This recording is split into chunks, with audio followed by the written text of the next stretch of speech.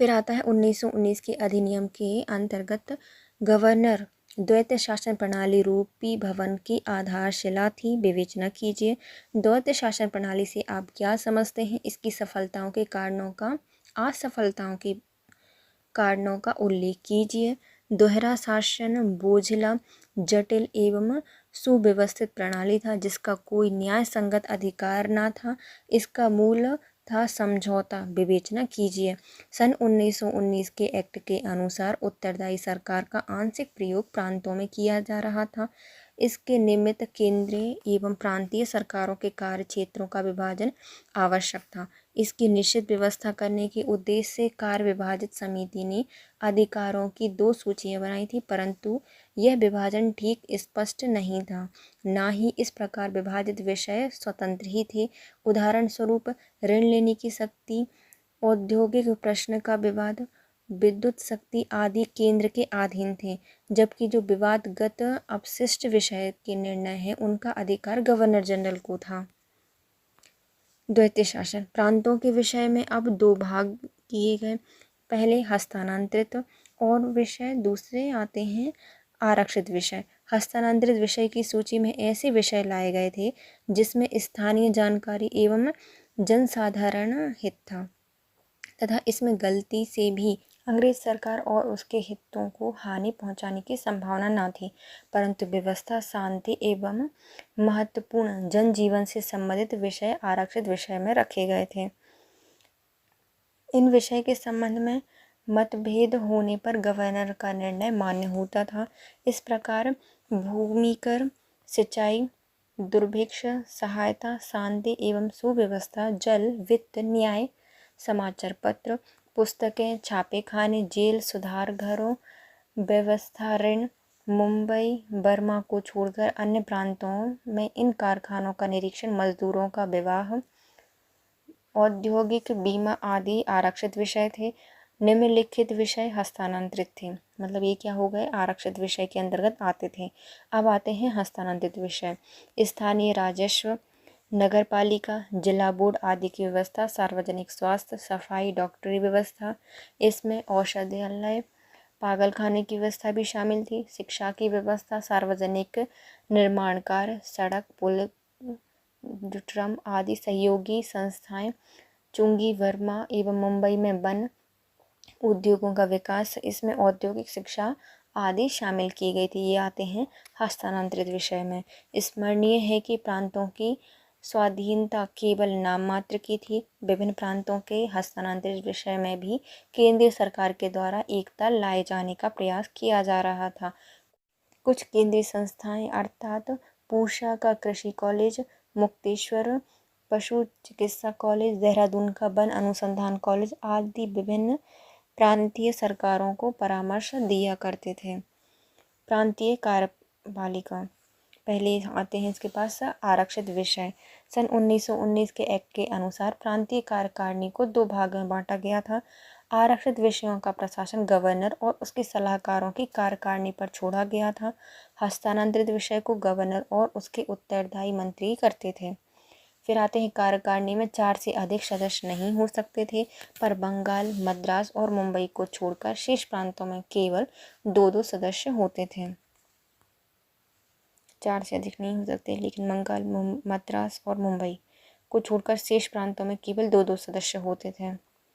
साधारणतः इसके आधे सदस्य भारतीय होते थे और इसमें से एक ऐसा अवश्य था कि होना चाहिए जिसकी नियुक्ति के पूर्व 12 वर्षों की सरकारी नौकरी का अनुभव हो। मतलब ऐसे व्यक्ति को चुना जाएगा जिसके पास 12 वर्षों की सरकारी नौकरी का अनुभव होना चाहिए। इनकी नियुक्ति सम्राट द्वारा 5 वर्षों की अवधि के लिए की जाती थी। इस नाते से यह विधानसभा के सदस्य होते थे, पर सभा के प्रति इनका कोई भी उत्तरदायित्व नहीं था। यह सभा इन पर किस प्रकार नियंत्रण लगा सकती थी? मतलब किसी भी प्रकार से सभा इन पर नियंत्रण लगा सकती थी। आरक्षित विषयों के क्षेत्र में सपरिषद गवर्नर सीधा भारत सरकार और भारत मंत्री के प्रति जिम्मेदार था, प्रांतीय सभा के प्रति नहीं। तो जो गवर्नर था वह सीधा भारत सरकार और भारत मंत्री के प्रति उत्तरदायी होता था, यह जिम्मेदार था, प्रांतीय सभाओं के प्रति नहीं। परिषद का निर्णय बहुमत द्वारा लिया जाता था। गवर्नर को निर्णायक मत देने का अधिकार था। प्रांत के किसी भाग की सुरक्षा, शांति एवं हितों के आघात होने के बहाने गवर्नर इसके मत की उपेक्षा भी कर सकते थे। फिर आते हैं हस्तांतरित विषय। हस्तांतरित विषय में गवर्नर को मदद देने के लिए उत्तरदायी मंत्री होते थे। इनकी संस्था पर प्रतिबद्ध नहीं था और सामान्यतः बड़े प्रांतों में 3 और छोटे प्रांतों में 2 मंत्री होते थे। मंत्रियों को अपनी नियुक्ति के 6 माह के भीतर सभा का सदस्य होना अनिवार्य था। इनका कार्यकाल सभा के और गवर्नर के विश्वास पर रहता था। इनका वेतन सभा ही प्रतिवर्ष पास करती थी। वैसे आशा यह थी कि गवर्नर मंत्रियों की मंत्रणा के अनुसार काम करेगा, परंतु कानून की निगाहों से उसे नियंत्रण की सर्वोच्च शक्ति प्राप्त थी। निर्देश पत्र में उन परिस्थितियों का उल्लेख करते हुए गवर्नर को यह आदेश दिया गया था कि वह अपने अनुभवहीन मंत्रियों का उत्तरदायित्व पूर्ण शासन प्रणाली की शिक्षा दें। परंतु गवर्नर के कुछ विशेष उत्तरदायित्व भी रहे थे। इनका प्रशासन में वह मंत्री तथा कार्यकारिणी की उपेक्षा कर सकता था। यह विषय उत्तरदायित्व अधिनियम मतलब निम्नलिखित हैं। जो उत्तरदायित्व थे वह निम्नलिखित थे। प्रांत के सभी भागों में शांति व्यवस्था, धार्मिक एवं जाति कलह का निवारण करना, भारत मंत्री, शाह परिषद, गवर्नर जनरल की सभा आज्ञा का पालन करना, मुसलमान एवं जो अल्पसंख्यक हैं, पिछड़ी जातियों के सामाजिक हितों का संरक्षण करना, यूरोपीय एवं आंग्ल भारतीय हितों की सुरक्षा करना, सार्वजनिक कर्मचारी के अधिकार एवं विशेषाधिकारों का संरक्षण, व्यापारिक एवं औद्योगिक हितों से संबंधित प्रश्नों में अनुचित भेदभाव का निवारण करना। द्वैत शासन प्रणाली का रूप। ऐसा लगता है कि 1919 के एक्ट के अनुसार संयुक्त उत्तरदायित्व की भावना बढ़ाई जाती, पर गवर्नर की असीम शक्ति एवं मुख्यमंत्री ऐसी किसी व्यक्ति के अभाव में यह संभव न था। इस प्रकार एक ऐसी व्यवस्था का सूत्रपात हुआ जिसमें कुछ महत्वपूर्ण विषयों में प्रांतीय सरकार ब्रिटिश सरकार के प्रति उत्तरदायी रही, कुछ साधारण विषयों में प्रांतीय व्यवस्थापिका के प्रति। इसी को द्वैत शासन व्यवस्था कहा गया। प्रांतीय शासन में प्रांतीय स्वाधीनता तथा गवर्नर का उत्तरदायित्व दो विरोधी प्रणाली का मिश्रण था। तो द्वैत शासन क्या थी? इसमें जिस संयुक्त उत्तरदायित्व है इसकी भावना को बढ़ाया गया था। असीम शक्तियाँ थी गवर्नर की। कुछ मुख्यमंत्री भी ऐसे थे जिनमें व्यक्ति के अभाव में संभावना था। ऐसे व्यक्ति का सूत्रपात हुआ जिसमें कि प्रांतीय सरकार ब्रिटिश सरकार के प्रति उत्तरदायी रही, कुछ साधारण विषयों में प्रांतीय व्यवस्थापिका के प्रति। इसी को द्वैत शासन व्यवस्था कहा गया। प्रांतीय शासन में प्रांतीय स्वाधीनता एवं गवर्नर का उत्तरदायित्व दो विरोधी प्रणाली का मिश्रण हो द्वैत शासन प्रणाली। इस तरह एक ही म्याने में 2 तलवार रखी गई थी जिनका समय समय साथ साथ रहना असंभव था। एक्ट के 93वें अनुच्छेद के अंतर्गत गवर्नर को किसी भी समय प्रांत का प्रशासन अपने हाथ में लेने का अधिकार प्राप्त था। प्रांतीय प्रशासन में गवर्नर के विशेषाधिकार एवं व्यक्तिगत निर्णय के अधिकार इतने विस्तृत थे कि वे उनका प्रयोग करने पर भारतीय मंत्रियों के हाथों में कुछ भी शेष नहीं रह जाता था। इसी कारण से श्री जवाहरलाल नेहरू ने 1935 के एक्ट की तुलना उस मोटर से की थी जिसमें ब्रेक तो तब में थी परंतु इंजन ना था। किसने की तुलना की है? नेहरू जी ने की है 1935 के एक्ट की तुलना। फिर आते हैं द्वैत शासन की विफलता के कारण।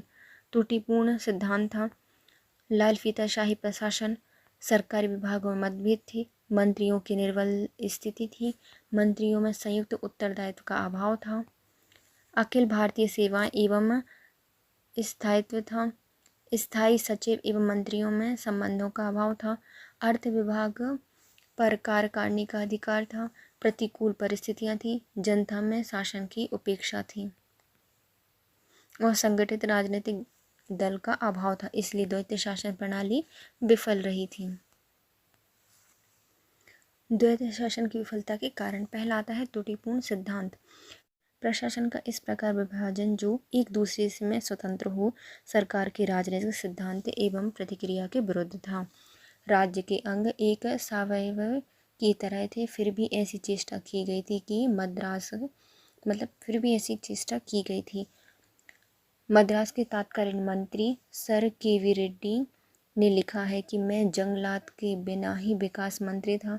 मैं सिंचाई विभाग के अभाव में ही कृषि मंत्री था और कृषि मंत्री के रूप में मुझे मद्रास कृषक ऋण अधिनियम अर्थात मद्रास भूमि सुधार अधिनियम के प्रशासन के संबंध में कुछ नहीं करना था। कृषि मंत्री का अकाल से भी कोई वास्ता नहीं था। एक कृषि मंत्री की दक्षता एवं बुद्धिमत्ता का, जबकि उसका सिंचाई कृषि ऋणों एवं सुधारणों अकाल निवारण से कोई वास्ता न हो, वर्णन करने की अपेक्षा कल्पना करना ही ठीक होगा।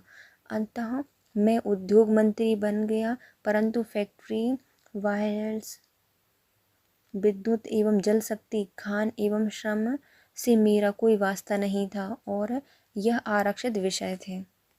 लाल फीताशाही प्रशासन। श्री C.I. चिंतामणि ने अपने मंत्रित्व काल में कहा है कि एक मनोरंजक घटना सुनाई। इस प्रकार कृषि विभाग में भूमि के एक टुकड़े के संबंध में रिपोर्ट बनी जो पहले राजस्व विभाग में भेजी गई, फिर सहकारी विभाग में भेजी गई, क्योंकि पता ही नहीं चल पा रहा था कि दरअसल मामला किस विभाग से संबंधित है। इस प्रकार द्वैत शासन की छाया में लाल फीताशाही प्रशासन की कार्य क्षमता भी कुटिल किए हुए थी। सरकारी विभागों में मतभेद। सरकार के दोनों विभाग में किसी प्रकार का सौहार्दपूर्ण संबंध न था। वे आपस में मिलते नहीं थे, उनमें अनबन रहती थी, जिसे कभी कभी सार्वजनिक रूप से एक दूसरे की निंदा करके प्रकट किया जाता था। सिद्धांत के रूप से इस सौतिया डाह में गवर्नर कार्यकारिणी का साथ देता था। मंत्रियों की निर्बल स्थिति। मंत्रियों की स्थिति बहुत कमजोर थी। इन्हें दो स्वामियों के सेवक बनना पड़ता था। वे स्वामी थे गवर्नर और विधानसभा, दोनों ही इन्हें निकालने की सामर्थ्य रखते थे। सभा अविश्वास प्रस्ताव के द्वारा और बजट पास न करके उन्हें गवर्नर करके हटा सकती थी और गवर्नर तो उन्हें बर्खास्त कर सकता था। श्री वाय चिंतामणि ने ठीक कहा है कि शक्ति गवर्नर के हाथों में है, मंत्रियों के नहीं। ये मंत्री जाति धर्म के अपराध पर दलों में बटे होते हैं। इनमें एकता स्थापित होना वैसे ही कठिन है। गवर्नर को अधिक शक्तिशाली पाकर बधुआ ये मंत्री गवर्नर की पूरी हुजूरी में लग जाते हैं। मद्रास में पनाकल का राजा कुछ हालतों में मंत्री कार्यकारिणी के सदस्य बनने के स्वप्न बुनते रहते हैं। ऐसी दयनीय स्थिति थी इनकी। फिर आते हैं मंत्रियों में संयुक्त उत्तरदायित्व का अभाव। गवर्नर संयुक्त उत्तरदायित्व के अभाव को मंत्रियों के बढ़ाने ध्यान नहीं देते हैं, इसलिए मंत्री सहयोगियों की तरह काम न कर प्रतिद्वंदियों की तरह आपस में लड़ते झगड़ते रहते थे।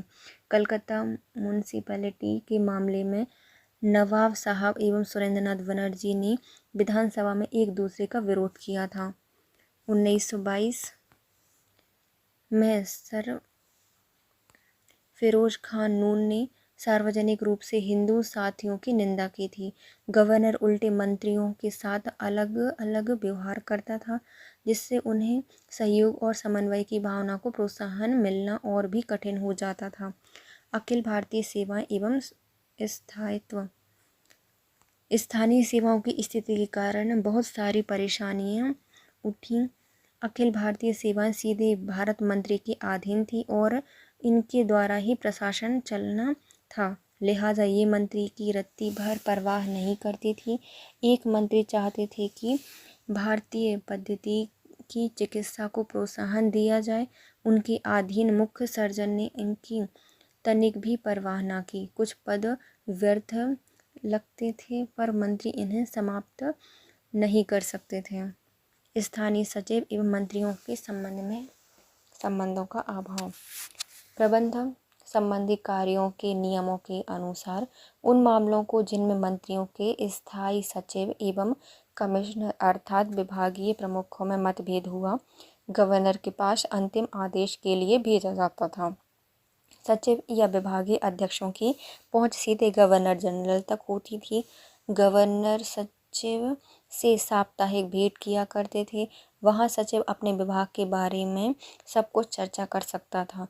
इससे स्थानीय सचिव और मंत्रियों के बीच में वांछनीय संबंध नहीं विकसित हो पाते थे। अर्थ विभाग पर कार्यकारिणी का अधिकार द्वैत शासन की विफलता का एक जबरदस्त कारण था। अर्थ विभाग व्यवस्था जो कार्यकारिणी के एक सदस्य के साथ में सुरक्षित विषय के रूप में थी। राष्ट्र निर्माण के सारे कार्य तो सौंपे गए मंत्रियों को, रुपए पैसे का इंतजाम सौंपा गया कार्यकारिणी को, जिसे मंत्री फूटी आंख से नहीं भाते थे। श्री चिंतामणि ने अपना अनुभव बताते हुए लिखा है कि मैं यह बात बिना किसी अतिशयोक्ति से कह रहा हूँ कि उत्तर प्रदेश के दोनों मंत्रियों का सामान्य अनुभव इस संबंध में यह रहा है कि वे जब कभी वित्त विभाग में जाते तो उन्हें महान कठिनाइयों का सामना करना पड़ता। उन्हें बार बार गवर्नर के पास जाना पड़ता। गवर्नर हर बार उनका पक्ष नहीं लेता था। अंत में गवर्नर के पक्ष में आत्मसमर्पण करके ही उन्हें सफलता मिलती। प्रतिकूल परिस्थितियां। द्वैत शासन कुछ समय में लागू किया गया। कुछ ऐसी परिस्थितियां बनी कि पंजाब की दुर्घटनाएं एवं तुर्की के प्रति अंग्रेजों के दुर्व्यवहार ने राजनीतिक वातावरण को अंग्रेजों के खिलाफ संदेह एवं क्रोध से भर दिया। 1920 में वर्षा न होने के कारण अकाल पड़ा। ऊपर से मंदी की भार से लोगों तिलमिला गए। परिणाम यह हुआ कि भारत के व्यापार को बड़ी क्षति पहुंची। मिस्टर निर्णय के अंतर्गत राज्य सरकारों को भारत सरकार को कुछ निश्चित रकम हर वर्ष देनी थी। आर्थिक संकट में भारत सरकार ने अपने हिस्से की मांग करनी शुरू की। प्रांतीय सरकार खुद धन संकट में थी। ऐसी सूरत में द्वैत शासन क्या चलता। जनता में शासन की उपेक्षा। यह जानकारी कि यह संक्रमणकालीन योजना है लोगों को इसके प्रति उदासीन कर देती थी। उनकी दिलचस्पी इसमें जरा ज़्यादा रहती थी कि आगे क्या होने वाला है। होम रूल, खिलाफत और असहयोग ने द्वैत शासन के प्रति जनता में घृणा एवं उपेक्षा के भाव ला दिए थे। जैसा सर बटलर ने कहा है कि भारत में यह एक प्रकार की गाली की परिभाषा है। मैं एक व्यक्ति को दूसरे व्यक्ति के लिए चिल्लाते हुए सुना, तुम द्वैत शासन हो। मेरा बर्मा के एक गांव में द्वैत शासन बैंड ने स्वागत किया जो होम रूल बैंड के विरुद्ध गांव वालों के पूर्ण उत्साह में रोक रहा था। सही बात यह है कि सर रेजिनाल्ड कार्डक के शब्दों में द्वैत शासन एक प्रकार की वर्ण संकर व्यवस्था थी जो कभी सफल नहीं हो सकती थी, क्योंकि किसी देश या प्रांत के शासन का संचालन दो पृथक मंत्रिमंडल द्वारा सफलतापूर्वक नहीं किया जा सकता। संगठित राजनीतिक दलों का अभाव। विधानमंडल में संगठित राजनीतिक दलों के अभाव में मंत्रियों को बहुमत का समर्थन बहुत कठिनाई से मिल पाता था और इस प्रकार मंत्रियों की स्थिति शोचनीय थी। उन्हें अपने पद पर आसीन रहने के लिए गवर्नर या कार्यकारिणी परिषद के सदस्यों की दया पर निर्भर रहना पड़ता था। निष्कर्ष के रूप में यह कहना पड़ता है कि 1919 के एक्ट में प्रस्तावित द्वैत शासन प्रणाली भारत के संवैधानिक विकास में अपना महत्वपूर्ण स्थान रखती है। श्रीनिवासन के मतानुसार इसी एक्ट के द्वारा ब्रिटिश अधिकारियों ने भारत में उत्तरदायी शासन स्थापित करने का वचन दिया और इसी के द्वारा उत्तरदायी शासन आर्थिक रूप से प्रारंभ हुआ।